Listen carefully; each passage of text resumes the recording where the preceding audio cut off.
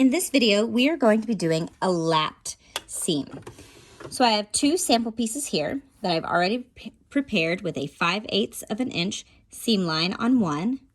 I did the same thing on the other one. I put a 5/8 of an inch seam line on this one. And then I have folded this seam allowance down.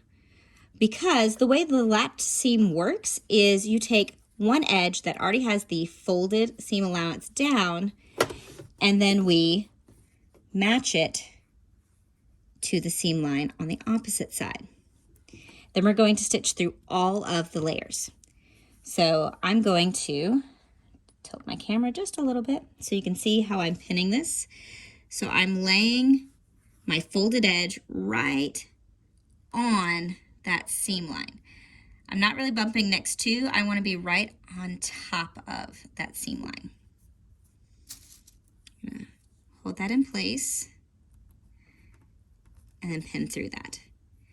This seam is often done on yokes and especially on applique pieces. Like if you've made an embroidery patch that has seam allowance to it, you would tuck the seam allowance of the patch under and then use this seam.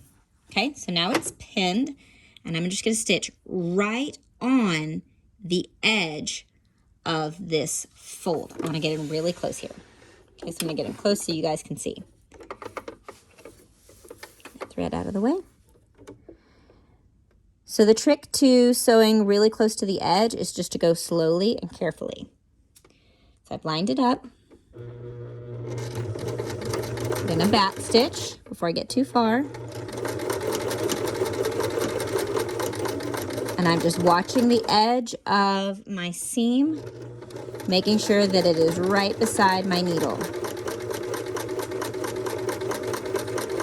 I'm going really slowly and carefully.